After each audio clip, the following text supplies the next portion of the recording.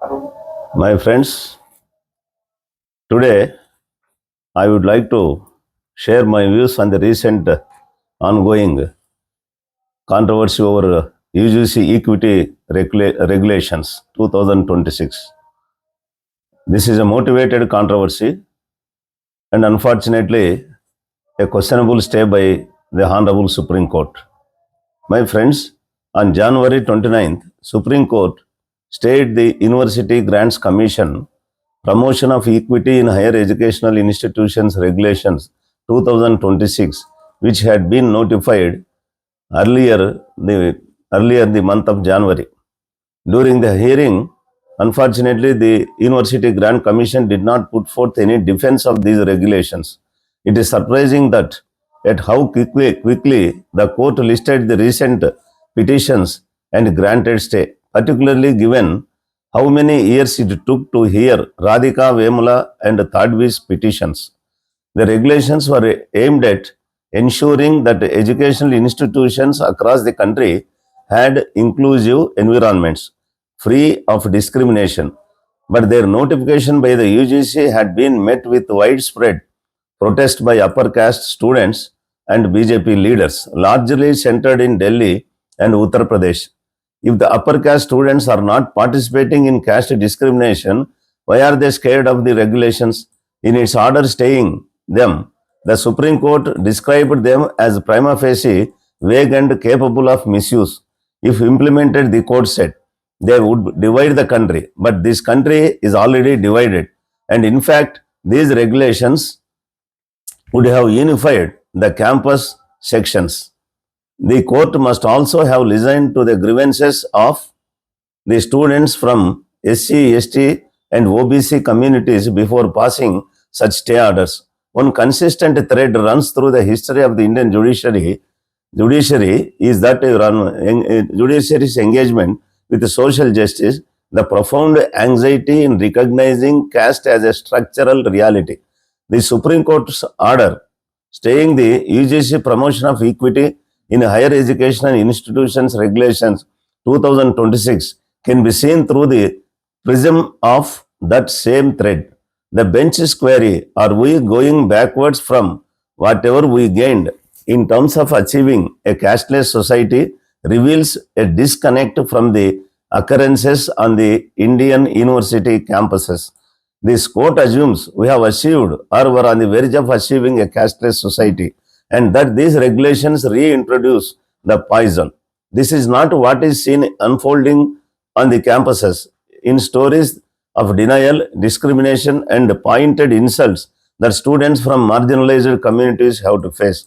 The UGC rules have come in response to the untimely and horrifying deaths of Rohit Vemula and Payal Tadvi, which led to their mothers filing petitions calling for an end to the caste-based discrimination on the campuses. Between 2018 and mid-2023, 98 students from Dalit, Bahujan, and Adivasi communities died by committing suicide in union government-run universities and top institutions like IITs, NITs, IIMs, and IISERS. This was disclosed by the government in the Rajya Sabha in 2023. According to another estimate, out of 122 student suicides in top institution and union government universities between 2014 and 2020, 68 or 55% were from backward communities like SC, ST, and OBCs, as per the written response in Lok Sabha in 2021. Caste-based discrimination complaints in universities and colleges jumped 118.4% from 2019-20 to 2023-24, according to UGC data submitted to a parliamentary panel and the Supreme Court. Thus, there is enough data to show that the suicides occur among SC, ST, OBC communities and that there is severe discrimination on campuses. Such protections were crucial given the UGC data showed that there had been 118% rise in the complaints of caste-based discrimination since 2019 onwards.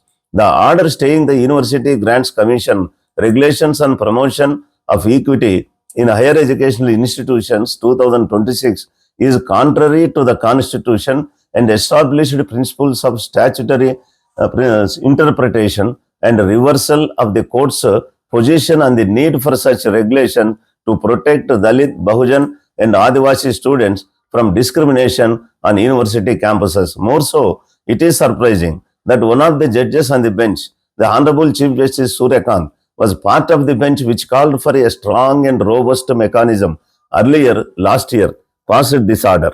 His remarks that the UGC regulations amounted to going backwards in the goal of attaining a casteless society is, with due apology, is an insensitive insult to all suppressed classes who continue to suffer from the caste-based discrimination and oppression even after 70 years of enforcement of the constitutional safeguards.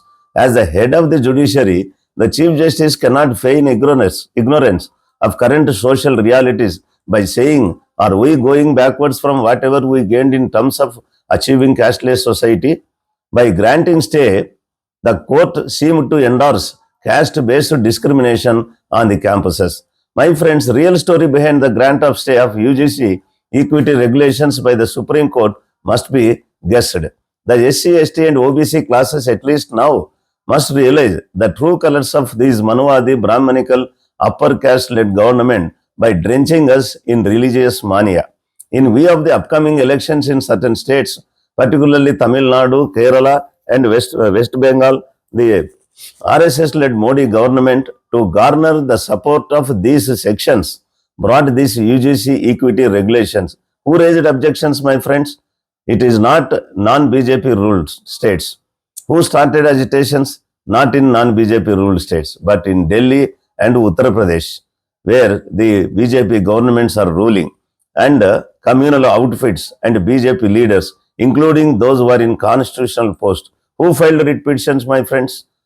And before the Supreme Court, again the answer is BJP and its affiliates from BJP ruled states.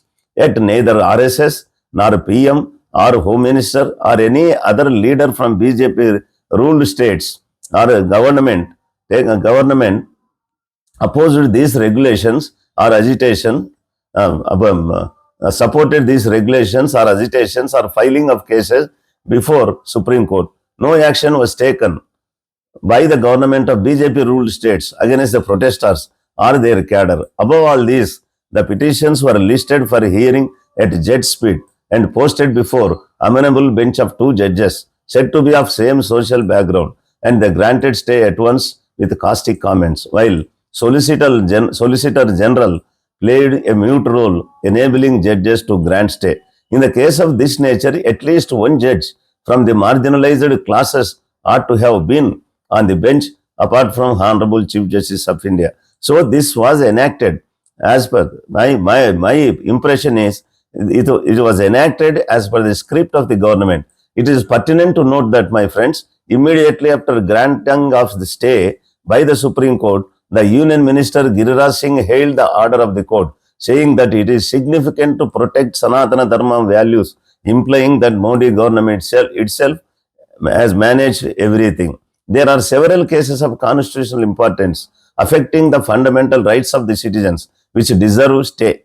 Yet either notice was ordered or kept pending without listing for hearing. So it is very important and urgent need that the higher judiciary must be one which represents social diversity in appointment of judges. Now Modi government, having managed to get stay, now say that though it wanted to safeguard the interest of the students of marginalized sections in the campuses of the institutes of higher learning, and SC granted stay, and it is helpless to so that it get a political advantage by misleading these communities.